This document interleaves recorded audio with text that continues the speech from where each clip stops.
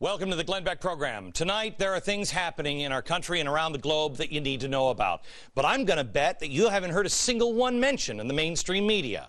For instance, did you know that 87 senators and over 300 House members have signed this letter to the President of the United States, standing up for Israel, the blockade of Gaza, and the actions of the Israeli commandos who landed on their ships on the ships in an attempt to break the blockade just a few weeks ago?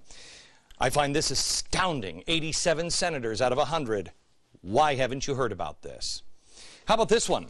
Did you know that the House yesterday inserted a last-minute tweak into their version of the financial reform bill that could force private banking institutions, your bank, to pay for and clean up the mess that is Fannie and Freddie?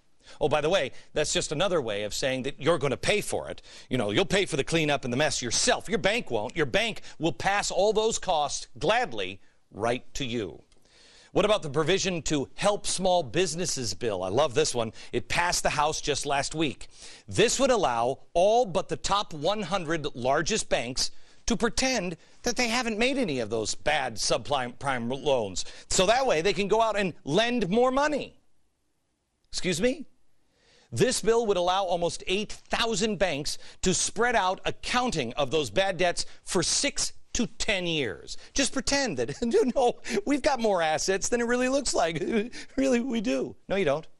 By the way, this is exactly what happened during the 1980s in the savings and loan collapse, and again with the Japanese bank collapse, which they still haven't pulled out of from the 1990s. History tells us this doesn't work.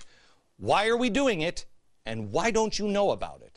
It's amazing what happens when you pretend a boo-boo really isn't there. What happens usually is it festers, it becomes infected, and then it kills you. Why are we doing this? Why aren't we having these conversations? Meantime, the president's buddy George Soros said yesterday that Germany's plan to actually address its debt instead of continuing to spend like a drunken sailor and pretend that nothing's wrong was, and I quote, pushing its neighbors into deflation, threatening a long phase of stagnation. Wait, it gets better. And lead to nationalism, social unrest, and xenophobia, and endangering democracy. Oh, thank you, George. Here's my fear, America, and I hope I'm wrong. But my fear is that we're about to be introduced to a new phase of this economic crisis that will be presented as an emergency requiring our immediate attention in one form or another, a massive and maybe fatal government bailout that will lead to the ruination of our country. You have to do your own homework. You have to figure these things out for yourself, because no one in the media is really helping. I have much more on these stories, and you can get it all at glennbeck.com. But the risks are so big. Why is the media not telling you these stories? You know what they're doing this weekend? They're busy prepping network specials on the anniversary of Michael Jackson's death. This Friday, ABC, NBC, and CNN will all have special coverage commemorating the one-year anniversary of Michael Jackson's passing. 4 hours of network specialized coverage on Michael Jackson. You know what we'll be doing tomorrow night? Relearning our history of our black founders, trying to restore real history. It explains so much, including why we are repeating the same mistakes of the past. We don't know any better. We don't know. We can tell you how many albums Michael Jackson sold. We can tell you the name of his monkey. But we can't tell you about our own history. I am sorry, but we are not going to give you the story of Michael Jackson. But we will tonight give you the history of America on this chart here. We're going to start in 1848 with Karl Marx. And we're going to end down here with Sean Penn. I'll tell you exactly how we got here. Learn from history or repeat the same mistakes. Let's go.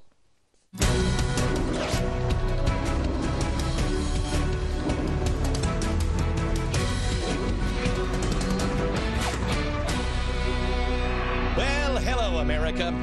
I want to talk to you tonight about communism. And I have to tell you, I know how many people in America feel when somebody gets on TV and says, I got to talk to you about the communist. 3 years ago, I would have made fun of people like me.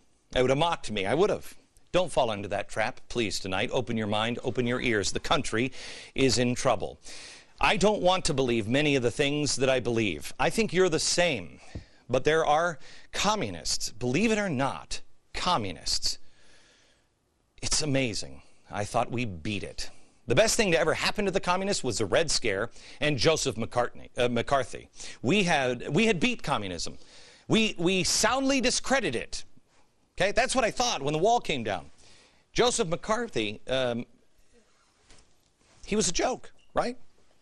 In every sense, people viewed communists in his day as traitors who wanted to destroy America.